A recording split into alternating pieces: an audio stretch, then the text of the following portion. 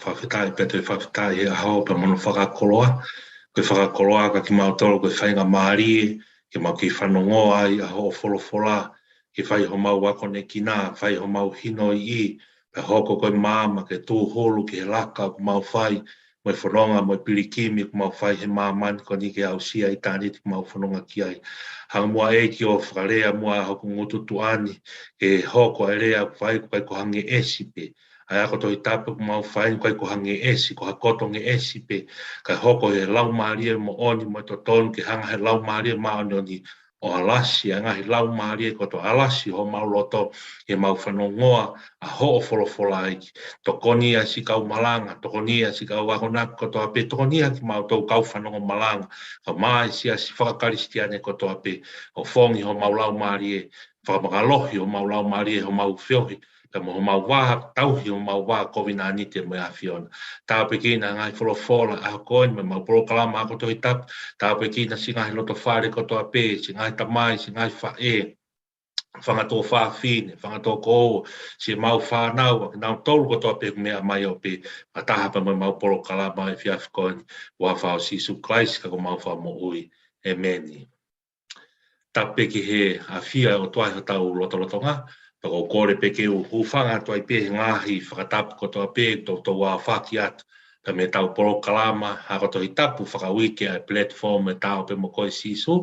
A tā e whainga maari e koni ke whakakolo ai pe. Tau lau monu pa lau tā puaki. Hange koe lotu tau kamata i e whainga maari e ko toa pe. Koe ngā koe mo oni pa mono malanga i e mo oni e wholofola. Pou ia ka ki tau tolu kau malanga, kau wakonaki, kau ngā karistiane ko toa pe. Ko ngā koe whanonga pirikimi o tau whai mei taimi, tau sia i tāneti, tau whanonga ki ai. Ko au tai tari whia ki mau tolu kotoa pe, ke mea mai heo pe, ke mea mai me loto whangahi, loto whare, whaamiri kotoa pe, hange koe manga maheni whoke tau polo kalamani, whakahoko e ngai pongpong sa ka pate kotoa pe, ka nai tau tolo mai pe, ka ko pau pe ke whakakakato e tau polo kalamani, ke tokoni atu ka no teu e ngahi, hulu e ngahi wholofola, e ngahi sa pate, tokoni aka ki tau tolu kau malanga, tokoni whoki aka ki tau tolu e ngai whioi anga paki kotoa pe, kai mai mea te pu tokoni whawhoi tui ke te koe, pe moau ke koe ke mea mai heo pe, tokoni ia maa ki tau tolu maa ho tau lau maari, hulu wā i hala, o whongi, whakamakalohi ho tau ngai lau maari e, koe ngā koe pirikimi u tau whai mei taimi, ke tau au sia i tā niti u tau whanonga ke. Koe ko tari whia ki mou tolu kau mai, o subscribe mai ke tau YouTube channel e tau pe mo koi sisu, kau mai follow e tau Facebook, like pe follow e tau Facebook, o share mau pe ke tau ngahi ako tohi tapu, ngahi ako malanga, ngahi daily devotions, ka mai ngahi gospel music, e toko nia e ka ki tau tolu, ko ngā ko tau whanonga whakaaho, te moi e ko sisu kaisi. Kai e koe hoi ngahi wholofola e aho, niko tahai e koe ngahi wholofola ia e sāpate woua o me, wafe woua, te tau whenga ke tala noa pe hange ku tawanga maheni, in general, e ngahi pot wholofola ko ni toko nia ia ka ki tau tolu ki hono malanga, hange ko whakatala noa mau pe tau whakatoi tapu, peko whehare son te ke malanga i, ko tau pou mau pe hono malanga ia e gospeli. Ngai gospeli pa toki whakatau ko toa mai ki ai e sāme, pa me ngai tohi whakamotua mai ipiseri, whai hono whakamāma aki e te talanoa, i e tewhito talanoa e gospeli. Kai ke te tau talanoa kai a ahoni, ai koe ngai rea sonia e sāpate woua, me wafe woua, koe sāme, ono fitu, ka mā whoki pia mi he tohi ngā aue, wahe taha ono vesi wā ke taha nima, ka mā e tohi whakaha, wahe wataha, vesi hongo fulu, pe moe wahe, pe moe vesi ua ke wahe ua vesi uruaki, pe moe ki he vesi nima, tohi whakaha. Ka mā whoki he kōsperi, hiki tohi e sione, wahe taha wha, pe koe vesi ua tolu, pe koe vesi, ki he vesi ua hiwa. Ai koe ngahi reso nia, tau whanonga, ko toa pe ngahi reso ni koe ni whamama ki tau tolu, toko nia ki mou tolu, amana ke mou teu hono malanga, ai ngahi wholofola koe ni i sāpate ua. Ai ke ko sāme ono fitu, hangi tau anga mahen me moia, tau ngahi wete, pa whakauhinga e sāme, ai puka e ni ma, ai ko sāme ono fitu ko ni tō loto ia i he puka hono ua, ai ko ngahi pupunga sāme whāua ke sāme fitu ua. Pe mit whatatau ki nau tolu ke tohi hono ua a Mose se ai tohi ko exoto. Me ke nofo hono whakaukau i hiki atu, tala noa hiki atu. Peko tala noe teu ke hola. Mawahe pe mi ngai popula ke tau ataina. Kai ke ngata ke ngai same, pupunga same whaua ke same fitua. Tala noe ke ngai mau ne hoko. Ko ngā koe ngāue e anga hala e loto e tangata. Pea koe whoki ki au toa pa koe uki koe hola mi ai. Mawahe me koe eki soto. Mawahe pe me tuunga. Ruin ko ngā koe ngāue anga hala. Ki mau ai mo i tangata pe nofo nonga pe mo fie maari i he whaafiohi pe mo otua. Whatoka ia koe fo i eksoto ia. Me nofo pōpula koe anga hala ia. Mawahe ke whiohi pe mo eiki koe mau ia mo i tangata. Ta koe uhinga ia me miho no whatu e sāme whāua ke sāme fitua. Tō loto ai e tau sāme ono fitu ia hon. Whatonga ia, aki ku tau whenga mau peke whai whaka uhinga e ngahi pupunga koe ni e puka e ni ma. Me ko whainga pupunga mo whakaukau ia e afo kotoa ki ai ngahi sāme whakapui tuka. Ke tala noa ki ai ngai whakapui tu ngai sāmi ko ke whai hono malanga i. Kai ke ko sāmi ono fitu ia, tau nofo te tau lau pita tu sāmi no, e nofo pia ke whakaukau, ko kumi hafonga, tau tapa e whatu sāmi ki hafonga, ke tau kapo i pe whakamalanga haki ai mo ui o ka kai ko lo me kina ko ngā ko ruin, ko ngā ko lo me kina, ko ngā ngāue ai angahala. Whia mau ke nau eki soto me mo ui, pōpula, materia ma mani ko ni, ke nau whiohi fia inasi i mo i tangata pe mo e ko Sisu Christ. Kai ko sāme ono fitu ia. Pau te tau lau le lepe whatonga.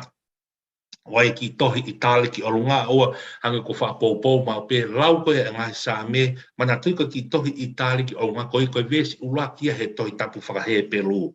Ai koe pāt peia o e wholofola. Ka pau ke lau e sāme. Mahawina ke lau kotoa ke kakato. Ai ki i tāli ki angu lea he ki i tāli ko pehe.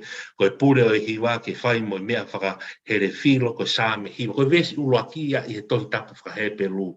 Ai koe mea le lei pea ke tau lau e ki koe konga koe ia. He koe tohi tapu ia. Koe ia nei whakamana wai. Kai ke koe pōpō pea ke mahino e whanki konga koe. Hoko hoi peke alo ofa mai au tua whai ho mau tāpu e kina. Pe whakaolo mai ho fofo ngā i ho mau loto ngā. Kai ilo ho hala whatoa ki fwoi vesi uloaki o nangu si whakamahino mai alo ofa mai au tua o whai ho mau tāpu ki. Koe alo ofa e koe tau tapa e whatu sāme ki he alo ofa. Alo ofa pe koe ofa e o tua. Kai ke ngā tau tapa e whatu sāme ki whakaulo mai. Whakaulo mai ai fofonga, o ko mea tau tapa ke whatsāmi o sāme ono fitu. O mai le mai fo i vesi ulako ni ai alo ofa o tua, pe whakaulo mai ono fofonga. Whatonga le mai vesi ua ia, tonga ke vesi fitu, o hanga le mai tala no, koe ke hanga ia ke o tua, hanga le mai tala no ia ke ka kai isteri. Pe koe kau readers, pe koe tau tolu koe tau o mai o lau e sāme. Whatonga, hu mai le mai e vesi ua ia pe, kai ilo ho hala e maamani. Ko ho whakamo ui he lotonga e ngahi ka kai. Ke whakamāloa ka kai kia te koe Elohim io ke whakamālo koto kia te koe. Ai koe mea whimau koe he whatsāme. Whakaulo mai ha fofonga. Hang tala noa ke sāme walu noa. Ngai sāme, whakaulo mai ho fofonga. Kai ke ngatai alo ofa mai o tua ho mau tāpu e kina. Ke a mai alo ofa ko ia. Ke a ma whakaulo mai e fofonga ko ia. Pea ke ilo ai e mamani. Hangi ko hanga tu e whatsāme i wahaa e otua pe mo tangata whamahino, whaholo mai eiki. Pa whamahino ke tangata ke ilo e maamani. Ke ilo e hohala e maamani. Ho whakamo ui e lotonga e kakai. Ves tolu ke whakamālo e kakai kia te koe Elohim io. Ke whakamālo kotoa kia te koe a ngai kakai. Ves wha ke fia ngai puri a ngā moha kailan tau. E tene whakamāo e ngai kakai e totonu.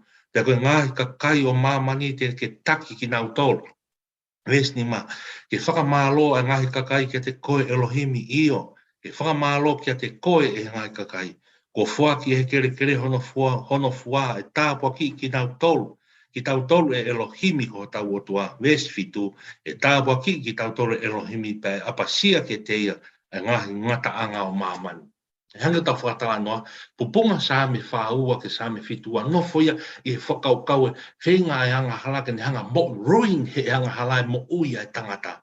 Kai tau tapa e whatu sāme ke whakaholo mai, whakaholo whewhi, ko whehui aga, whakaholo mai ho fofonga. Tau tapa alo ofa mai ho ai otua. Ke mau ilo ai mamani, tā kulotonga tā paneka, koe mau whainga tā ia pa mo whanonga mo pirikimi tau whae mamani, kai ke tau whanau toko tā tau tau. O ki hai pēa e o tuhai. Kai ke ange ko tau whakatawa noa tau sāme, koe whakaulo mai nei fofonga o tuhai, nei whakahoko ia ne fuaki mano alo a Sisu Christ.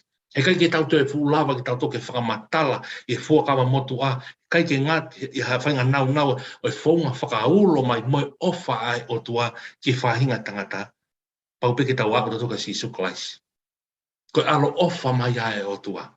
Koe whakaulo mai ai o tua a hono whanane fuaki mai kau palofi, fuaki mai kau po, kanane fuaki mano, koe ne whakaulo mai. Hono fofonga pe mamalo, tala noa yeso ne tau, koe mama.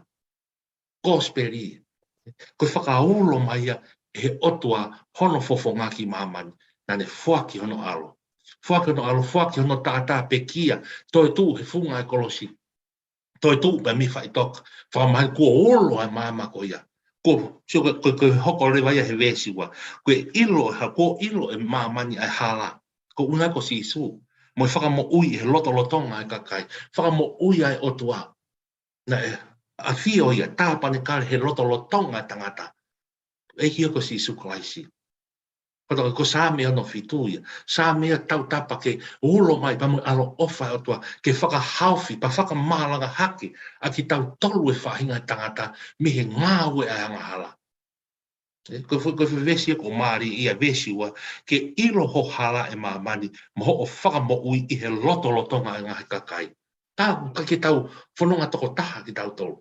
Tau tapa sa me, ko ngā pe tau whanonga toko taha, ko tau ki whanonga he po uri, kau ngā karistiane. Ko tau ki whanonga he po uri, ko tau ki whanonga he ngahi waha noa mo hou mo ngahi taau e mamani ko ni, kau iahi pia e ki ia. Ko i kai pe ke tau iroa tau tohe, ko ke tau tui ki tau tolu, ki he mamai o tua. O kai ke tau ai mamai o tua, ke tau mamangia, ka tau ilo okulu iho tau loto ngā pe, ai whakamoi ai o tua. Ko kia ko Sisu Christ. Seko ke maari e sa mea no fitu ka toki whakamatala e o peke vesi ono vesi e tāpua ki tau toro Elohim pai apasia ke te a ngahi ngata anga o maman. Ko ha uinga he whakaulo mai o toko whakaulo kon na ha mai a Sisu. Whaha mai ne pekia pa toi pe ha ere haka Sisu. Kai ke ngata ha ere haka Sisu ia mea ofa fungania na ne whaki e Sisu. Ko lau maari maani ni.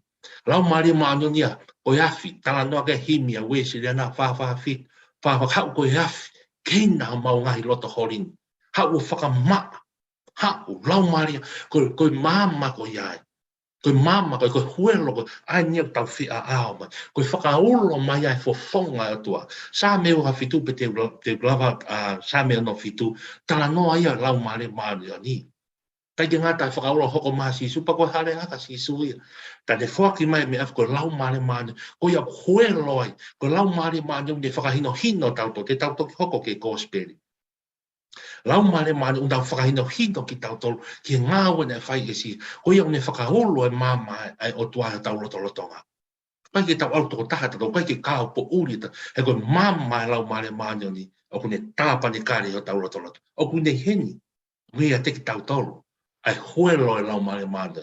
Kai ke, sa mea no fitu ia, tok maho inga au pitu kutui maari e pia no ngahi tala noa, maro ngahi wholofola kotoa pe, whakatau toki lau whare lei, mahino e ka kita, mahino mo oni, ai tau tapa e whatsame, ke alo ofa mai o toa, pe whakaulo mai hono fofonga. Kai ke ko sa mea no fitu ia, ta hoko ke tau resone hoko, ke tohi ngā aue.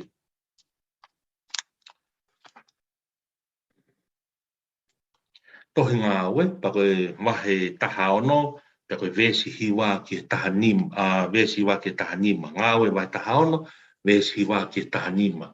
Ai koe me ko tala noa an ke misi a Paula i taloasi. Pa koe taha ngai whanua i Palestine, ofien, Filipai, pa koe context, pa mo tuunga tala noa ko ni, i ngai whanua ko tūho takai holo i Palestine, ofi e sia min, e ngai wheitu ko ni, e misi, e tala noa ke misi a Paula i taloasi. E ka ke te lau atu pēa e whai vesi hiwa ke vesi taha nima, ngāwe vai taha no pehano wharea, na ia hawi sone kia Paula he po, tokua na tu mai ha tangata Mastonia, o kore kia te ia o pehe, laka mai ki Mastonia, o tokoni ki mautoro, pehene mamata ki he visone, na mau whenga rewa ke alu atu ki Mastonia, he na mau whakaukau o mau pehe kua ui ki mautoro he o tua ke malanga ake a kosperi ka te mautoro, pea ko mau tuku wholau me talo asi, na mau lere ki samo te sia, he nai angi mui a matangi pai he a pongi ki nea pori, pea mau alu mi ai ki Filipai. Ai a koe kolo tau potu mai o e wheitu Mastonia, pea koe kolonia ia. Ai koe hangi ko whata noa, hoko e whaitala noani i Filipai. Matui koe vi sonen, pe koe misien a Paula. Ai ke vesta tolu. Pea napa unofo i he kolo ko ia, ai ko Filipai ia, i ngahi aho e ni, pa i he aho sa pate na mau alu ke matani kolo ki tua a, o fōa te he vei vai ta whē koe mau mahalo o whai ai halotu. Pea mau nofo hifo tala noa me kau whiwhine ko whakataha ki ai. Pea koe toko taha na hingoa ko ri tia, ko whiwhine na whai whakatau tu pēnu kula me he kolo ko tai taila. Ango ko tai taila ko taha ia ngahi kolo ko i ea sia minu i Palestine. Pea ko ta whoki ki he lotu ai o tua, lolotonga ene uhingan ka ri tia. Lolotonga ene whanongo e ia na tangaki e he e ki hono loto ke to kanga ki ngai mea na rea aki e Paula. Mesta hanima. Pea hiri hono pataiso a ia mo hono whare nane kore mai o pehe. Ka pau rewa ko mo alu. O pau rewa ko mo lau au ko toko taha tui ki eki. Ka mo huki o whare o nofu ai. Ka ne puke tuku ki mautoro. Ai koe koe misi ia a Paula na whai i talo asi. Ai koe whakanau noua talo noa koen i Filipai. Ai e whiwhine kon ko li tia, ko whiwhine whakatau tu penu. Taka ko tala noa kon i koe aho sā pate ia. Matui koe vi sonen. Mata ke vi sonen ke whakamahino e lau maria ki a Paula a ngāu e lau maria maano ni e ngai aho. Mana tui ko tohi ngāu e ia. Tohi ngāu e ko hiki tohi e luke, para mata ko hiri ene haa e haki a sisu, para fuaki mai e lau maria maano ni o mau iwi ai e kau ako. Pena nau ma fola i Palestine, alu e ngai tapa koto ke talaki ai fola. Au mai ki tala noa kon kohono whakamisi ai o Paula, ke whakam i talo asi, pa wau mai ki Filipai, ke ne whamahino e ngā ua lau, e ririu tangata, ririu whiwhine e lau maare māno ni. Nā wau mai ki au sā pate, ko mata pe he kau whātotolo toi tapu ni, ko riti a, ko taha ia, ai kau a ako, pe ko kau mui, ai whiwhine kon ko tā paita, pe ko toa kase, ai asi koni a ngā ue mahiwa vesi, toro no ke whātolu. Me ko nau toko kau whiwhine ta nau whai lotu na nau kau malanga i pa mo oni o e wholofola. Kake, tala mai koe aho sāpate e. Sāpate na ma oro ki matani kolo tua o fōua te whai ta whē. Ta mai na otu whai ai lotu, pa na o no whai lotu ko ia, nei ai a ritia. Mata rewa ko whiwhine ko ritia, na ne whai ai tataki e lotu. Hange koe whakatā noa, pa tataki e lotu, pa tala mai na ne whanongo ke ngahi rea, pa ngahi wholofola, na rea ke Paula. Hiri koe pa whai e Paula pa taiso. Papataiso ritia, pa hanga ritia whakapapau i a kau apostola Paula mo ne kau mui, o kune tali ai mo oni ai eiki, pa o tua nau marangai, ai kosperi, pa kua mo leo sisu klaisi, ani talanka pau mo tui ki ai mo hu ki o whare, ke nau kei nangai, pe nā toki hoko atua e tala noa, nau whio, whakalotu, pa mo nau lotu, i ngā ue, nai whai he eiki, pa kua lau mare manoni i a ritia. Kai kei koe fui tala noa ai, ka tau no whanga whakaukau ka whakaako naki ka te tau. Kau no whakaukau au kia ke whakamisia he tangata koni ta sio ki ai a Paula ko tangata Mastonia. Pa talange ke alu ke wheitu koni. Pa nau whanonga mai ai he kolo o wak mai ki Filipai. Na wak mai o whakailo ai whiwhine koni. Pa na tui ke kuonga koni oi fuakawa whaopu ke kuonga koni o sisu. Na hange na kai ke moulalo pe ka hange nofo pe ai focus e society ai ka kai tangata e ko fononga mai me ai palhame ko nau tolu ia fononga ai tafe ai tu whakaholo ka ko kai fine na kai ke fu ha fe ke tala noa ho na nga maho inga ka dai maria apito ia no tau nofo whakau e context pa mo tradition to tu whakaholo e kau siu hange ku maulalo e ka kai fine ka ke ko whakahino pe ia o family o tau tala noa ke a Paula i o Rakolinto wa tata. Tala noa ke tuunga sisu kais ko ulu family. Hoko rewe whakafonga ko tamai e po huse pāniti. Pe whakangongo rewa ai waifi pe ko ai wifi pe ko fae ki he huse paniti ki he otua kai ke kono fanga tu ngako fa no pe ki pe no malanga I pe nai fa mo la loa I kai na kai fa ma ko anga pe a structure o nofo ai family e ka kai siu pe ko fa no hino pe a o family o otua fa no hino he to tapu kana kai ko fa mo la loa ia o ka ho eki fa finge I fo ka wa fo o fa ma hino pe ka ki tau tolo he ko kai ko ka wini ta no ia whakamisia koni he o tua koni a Paula o ala te ke malanga pe mo ngau na fai he fine koni e ki siasi koni pe mo ki kai nga lot koni he liu mo uia o tua ki fine koni I ki tākanga mo ka kai koni na na lotu koni au sa pate koni liu mo uia o tua mata hange ko pau te tau no hange no fo tala no pe na hanga ai ha wa lau mari ke mo ui a lau mari e patala no ke lau mari o fine koni ko ri tia e pa te tau no fo rewa fa as ki tau toi maho inga e hou e ki whawhine I tala noa. Talu pe ka mata anga mai me kōsperi. Talu pe nau tolu pe nai mua kau hoi ki whawhina mua o ilo. Ai toi tua e ko si su klaisi. Whatonga e ko sāpate ua ua nyo me ko sāpate hono e ni talu e whanonga e toi tu. Ke ngā ngatu mai a ngau ki mua he pe kia pa mai toi tu ne hangai e mere whai. Ai lolo na ati.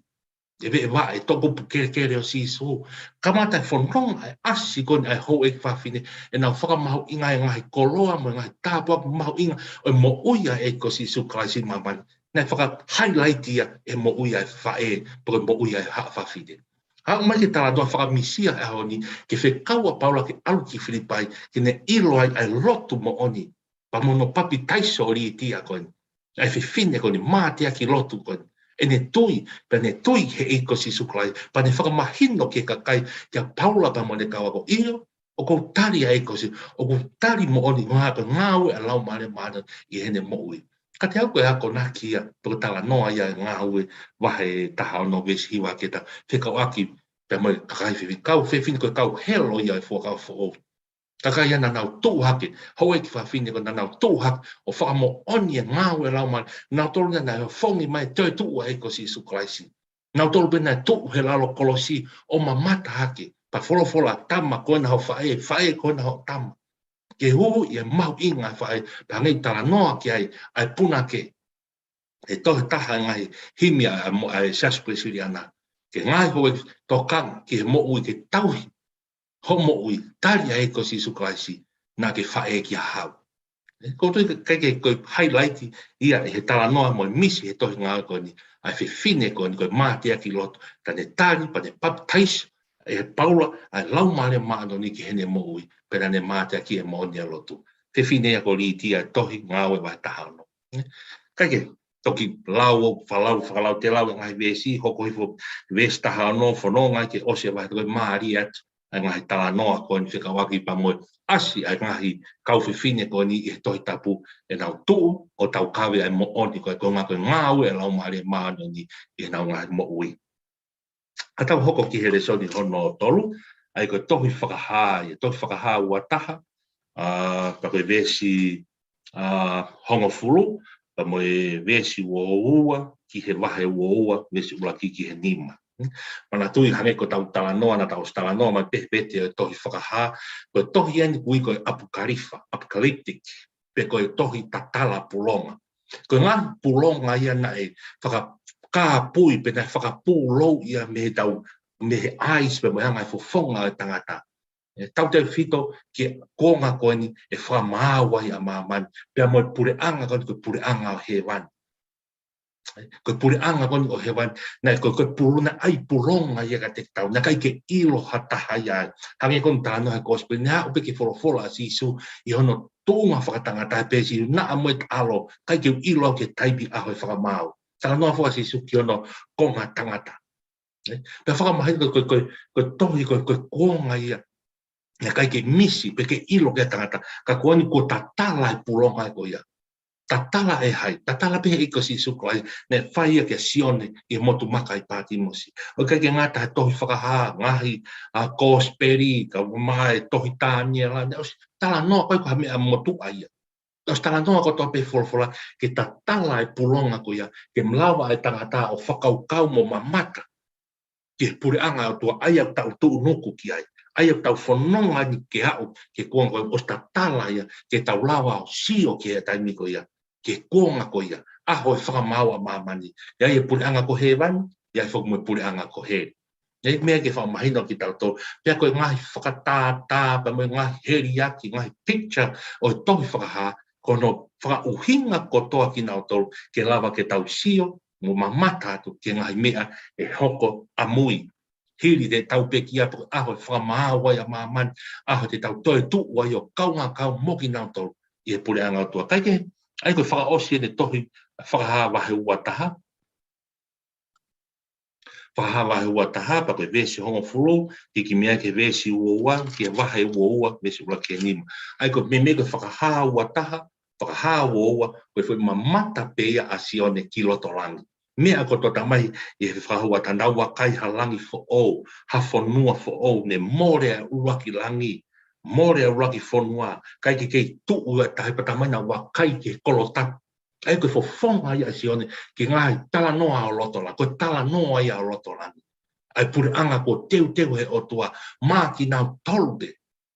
O nau tui he ko se whai e whinanga tauhia tui totonu. Tui totonu koe ha, ko tui ke pekia pe mo te tua e ko si suklaisi. Whatomalai, mao e moi tangata. Kai ke te ulau pe, ai ngahi vesika me in general ko whakahaua taha mo koe mamata ia sione. Ki e kolo tapu, pe koe langi fo whanua fo koe pure anga ia o he wani. Wesi hon fulu whahawa he ua taha. Pane ave au he kulau maari ia ki e mo unga lahi mo maa lunga. O ne whakaha ki a te au e kolo tapu ko seu sarema o alu hifo mehe langi mehe otua. Mamatai asi o ne, na ne mau lau maari maa oni peki. Ave ki a mo unga lahi pa tamai na ne mamata ki e kolo tapu. Ai ako seu sarema, ai ko pure anga ia mamata si o ne ki he wani. Ta hoko ati he vesi ua. Pa pehere wa he sione he vesi ua ngai mena mamata ki e. Pa ne kai te usio i ai ki ha temi pare. Te kohongo temi pare o ona ene a fio o tua hao niu. Pea moe lami. Pa ne kai aonga e la a ki he kolo pe koe mahina ke ulo ki ai. He na e whakamahama ia e kaina o tua. Pe kohono mama koe lami. Seke ke maari. Mamata kone e whai e sione, ko mantui fuku no fofoka sione, e ngahi whakaukau whakai maamani, e whare, ko temi pare, ko whea e temi pare, ko whea. Mamata ta sione, o ke ha temi pare iai. Me pena ne ilo, ko temi pare ai, ko ne afio, ai o tua o ni, pea moe lami, ko temi pare ia. Maria, ko temi pare, ai mahino, te tau o te tau nofa to whakaukau, ko temi pare, ko fuku whare, i kai, ko temi pare, ko unai ke tāpane kare, ko iai, hangi kurea kai puna ke, ko pure anga te tau au to sio tae pulo, kai ke te ai pulonga, e tau mamata, ko temi pare, ko ia ko ene afioi, ko lami, ko sisu klaisia, o ne afio i he taloti. O ia ia te pare, pakahame u hoko he puranga koni. Tala mai o kuku kai aonga la ai he kolo, kai aonga mai nai. Kai te aonga mi a whakamamani haulo, ia ko lami pia ulo. Ko ia ku tāpane kare, ko ia ai temi pare, ko ia pia ku ulo. Ko mamangia ko ulo i he puranga koni o tua, i he kolo tapu ko seu sarema, ko langi fo o koni. Ko hono mama, ko lami pia.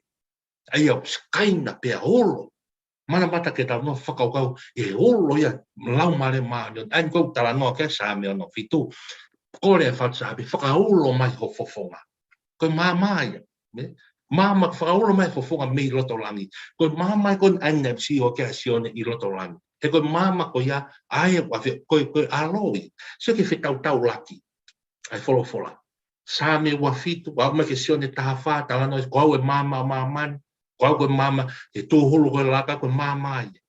E sa me tātai wā me stiau mani, koe mama me tō holo koe words ia, locos, wholofolai.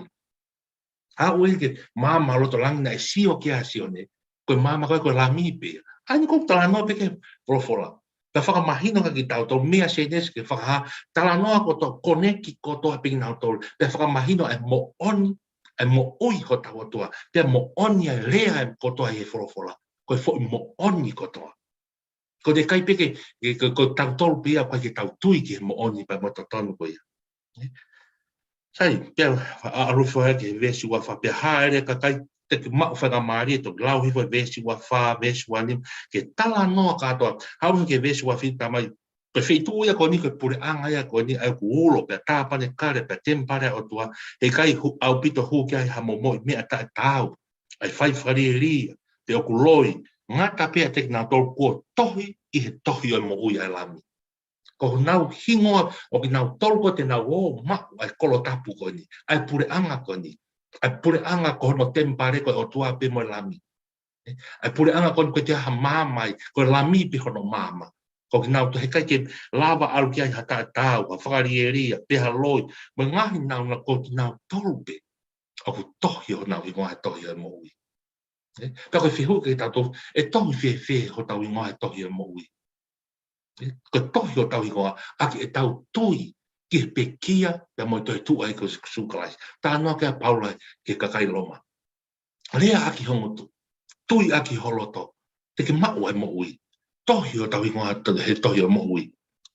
Pa toki hoko whai peke whakahawa he ua, mesi ula ki ke he nima. Tala noa pe nei whakahaa ki a te au Hawaii tawhi o Waiola, nai ngila hange koe kristala, tawhi me taloni o tua moe lami, i waha ai hala e kolo koe Hawaii tawhi. Kai e toki lau ko toa hi fwai pia ngai, tala noa pe ia, ke nau ko ne pure anga ko ne o tua ko ne vesi ni ma, pe kai iai hapo, pe kai te nau whia mau ha mama, pe koe la a, te koe ne a whio ai o tua, te ne hulu aki nau tolu, pe te ne hau o lau i kuong. O toki whanonga i pia wahe ua wai a tala noa, kai ke hange ko whakatala noa na nei, koe pu whakaha wahe ua taha vesi o ngā fulu, hiki iai vesi ua ua ke wahe ua vesi ua ke ni ma, tala noa ko toa pia ke ta tala e pulonga ko i ka sioni, o lava i mo ki tau tolu ke tau mamata ke pure anga ko ni. Koe mea ke highlight ke maunga ki tau tolu, hei kai ke lava ha, kai ke, koe maa o ni pete ne hao ki ai. Pata whatonga i ange, tau tolu koe kawanga hala, mahino pei. Ka koe tau mao, tau lava ke mao on ki tau tolu, koe hae uinga, o kai ke tu unga tau ngau, kau tau mao ni oni he tau tui ke pekia pe mo te tu ai ko si suka. Ko tau mao ni oni angai. Ko tohi angai a, ko tau ingoa he tohi o mo ui. Pe koe o tuia ke o fongi pe tau tau kaunga, whai e malanga, tau hoko kau whai te kau se tuat, whai e tau ngai malanga, whai e tau ngai ngau ko toa pe. Mea ko toa pe tau whai maman, ka ke whakapapau, o ku tohi ai hoi ngoa tohi o mo ui. O tui ke mea mai mi ap ke whanonga mai toko wheha potu ke whakau kau loto ange ki homo ui. Ko tohi nai ho hingoa he tohi o mo ui. He koki nau tolpe tohi o tohi ngā ko nau tolpe te nau mako e pure anga toa. Ma tui, ko he kai toi loi e rea e wholofola ko ni. Hange u talanoa ke, talanoa e pehe ngahi kōsperi. Hiri e koe malanga he mo ngā pēsi isu. E ai e aho ko i hoko e whakamaupa te mō mai e ko koe ia na malanga pāwhusai o hingoa. Pata mai me hongo mai me loto ta tau tam alu agi motola kau malu alo. Alu ka ke ilo agi motola. Ne o te tau malanga pa te tau hoko ko kau fai fe kau se tuan kau te ke tohi o tau mata to mo he kai te tau kau ta to puranga o tua. Me ke fa pau ka tau to na mo ki tau tol kau malanga. Tau amana ke tau o malanga ye fo ula fa pau ange ko tohi o ngoa tohi o bo ui. Ka koe hae mea e tohi ai, aki e tau tui ki ene pekia, pa mo tui ko iau whewhe. Lau e wholofola, nofo ki e ki, tau i hoto wā, maa oni hoto wā pepe o tua. Whakato mala, hawhi mi he kovi, whaka maa oni ki tau tolo. Ka ke ko whakatana, ko tau maa oni, e mau ia he ngā one a whai e sisu he whungai koros. Ene pekia pe mo tau tui ki ai, e lau ia ko tau maa oni. Pe tohi ia tau i ngoa tohi mo ui. E kai ke lawa ha tau maa ni ta toko ngā ko ha tau ngā ue. Nā mo tau fua ka meke whakamahina kai tau tolu. Tau mauhala he fua ka venga e siasi. Mo e ripa angalahi, mo e whai e toto i venga e siasi. E whai psai apito pia whafo ofa, mea le leia. E ka ko mea te whai e kato e ngāwe ko ia, mo whapapaui o te tohi, ho tohi ngoa tohi o mo ui. Ko mea mahu i ngāia. Mea mahu i ngāia ka ki tau to. Tohi whewhi aki e te tui. Ke pekia, ka mo te tuai, whakatomanga, hawhi me he kovi, nofo ki ai. Tau tui au ke o whongi a ke tau tō, whai koe siasi, pe koe we siri anā, pe koe ngai siasi whakakarisi ane te tau tohi au, tau hingoa tohi mo ui, i kai. Koe tohi o tau hingoa tohi mo ui. ake tau tui, tari a sisu, whakatong mal, tui kene peki apa mo ne tautu. Lotonga tau tui ko ia, tau hange ko rea, tau hoko rewa ki tau toria, ko kau pō pula kalai, tau whanonga, tau mo tau whanonga mau pe mo sisu, tau whinga ke awhi me ngai ta aue māman koni. Te ko ton te tau whapapau i he tai nimi pe, ko tohi o tau i ngoha tohi o mo ui. Kake maari au pita ki konga ko ia, ai koe vesu wa fitu ia. Whakapapau i ko pore i koe kau mākalisia. Ko koe talawau mo whine mui, whai e hako mo ngā au, ngai whatonge pore i koe, o ke mea mai mi api haon. Whakapapau i he ahoni pe. Whakapapau i he ahoni. Ka pau ke o ngoi vei unga, u teke tohi hoi ngoa, lotu, taria si suki o mo ui, nofo ki he egi, whakatong mala awhi mi he kovi. Ka tau tolu kau malanga. Kau tau tolu ka kai koni ui koe ka kai lotu. Whatonga ian koe tau tolu koni ka kai lotu. Oi ahon, ko ki tau tolu rea riski tahe tau mo ike alu ki heri. E tau tolu tau ilo le rei pe a eiki, tau ilo le rei a whakato malamo e mea whai, kau kai peki tau whai tau tolu. Ko ngā tau alu pe tato he ta au e tuku whakaholo, tau o pe tato ki he lotu, tau o pe tato, o pe ki koloa pe ki o ki whare lotu, ke sio mai se tuata, koloa pe ki o ke sio mai whai whikau, ke mai haku malanga. Tau o pe tato malanga koe koloa pe ke lava. Kau koe ke whai i mo oni, i he lau maari o i mo oni, mo i whakapapau, koe ku malanga, koe ku rea, koe ku ngā au he siasi, koe fua whatongia koto, whakapapau i o ku tohia i o hingoa. I he tohi mo i ko rea lahi ke konga koni ke whakamahi, kau ia he konga maho inga e tau moui. Io, ko whihe ui, te ke ilo, te ke mau e pure anga he wani, i he ahoni, io, ko tari io, te tau ilo ko tohi, pe mahamani, ko tohi ho tau ingoa he tohi o moui. Ake tau tui whakapapau i māma. Tau tui o stohi o tau ingoa he tohi moui. Ake tau tui te aiat. Tui ke pekia pa mo toi tu ai ko sisukan. Nofo ki ai, maon onia. Lau e maon onia o toa ko tau maani. Kai ke ko tala noa ia e toi whakaha, pa koe whakaosiri wa sione wahe tāwha. Sione wahe tāwha, pa koe vesi wa tolu, ki vesi wahiwa. Sione wahe tāwha, vesi wa tolu ki vesi wa hiwa. Ai ko mimi ko tala no aini, ma sione wahe tā wha ki hono whoaki e sisu e lau maare maani oni. Tala mai sisu mo fia he te alu ki whoki ki he tamai, ka te whoaki mai a tau kapu. Tau kapu ko ia ko lau maare maani. Kai ke ngatai, hanga e sisu he no whakamatala e whatongia e lau maare maani. Kai te aha ngā au e kehe ia e whai he lau maare maani oni i māmani, ko ni mea pe whai koe whakamanatu pe kai tau tolu, a ngā au e whai e sisu. For ton pia sisu ia hon ka ke te lau pe ka tau to so ne vai ta fa pa ko vesi wa tolu ki wa hi wa pe anga fa ria pe tali sisu one pe he ki ai ka pau of hata ki te au kini tau hi e kurea pe of ki te ia a e tamai pe te maomi ki te ia o man a no fo anga taha moia ko ia o ki kai ki of ki te au o ki kai tene tau hi e ngahi ria pe ko rea ku mo fanong ki ai o ki kai a aku kai tamai na e whikau mai au. Pesu anima.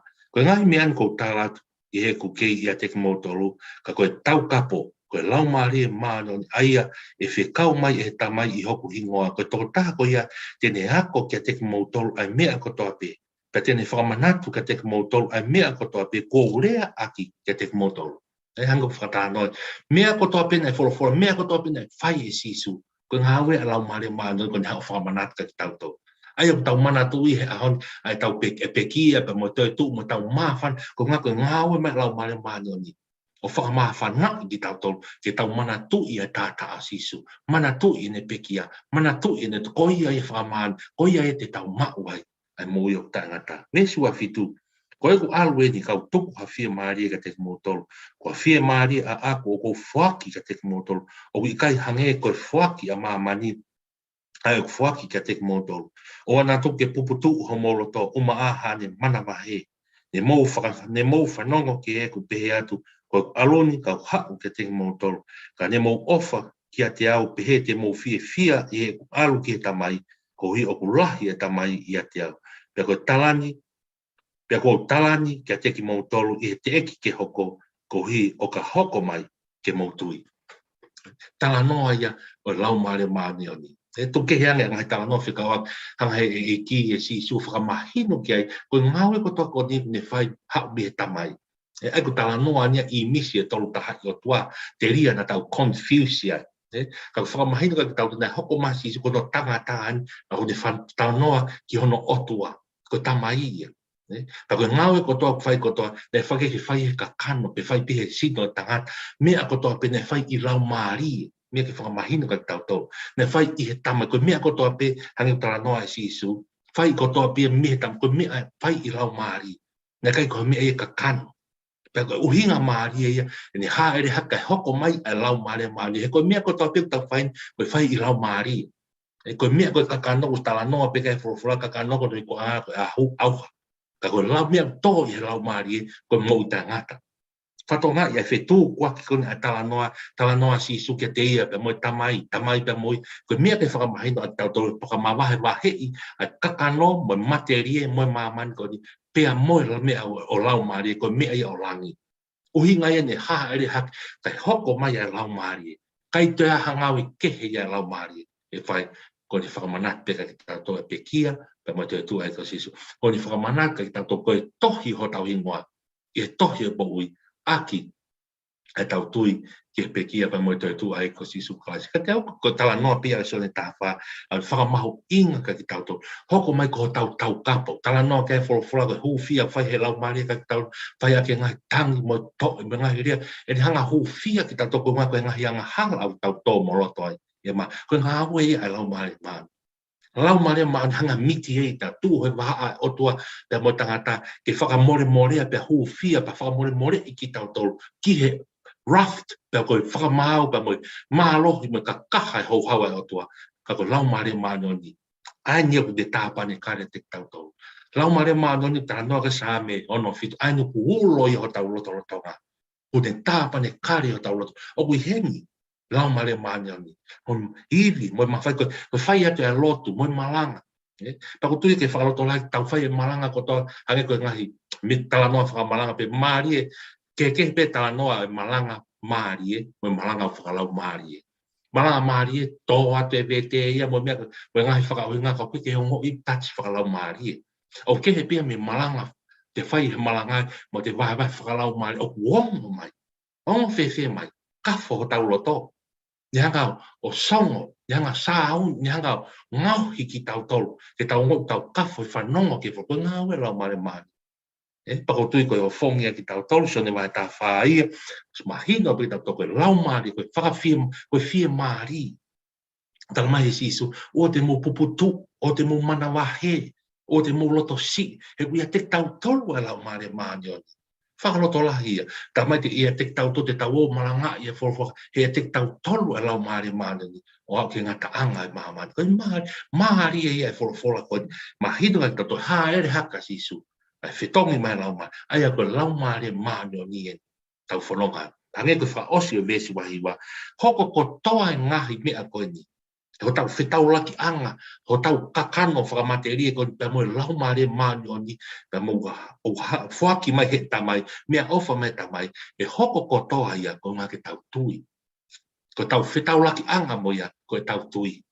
Hange kurea ka he perua taha vesi ulaki, ko tui ko no whakamo onia mea mo oni.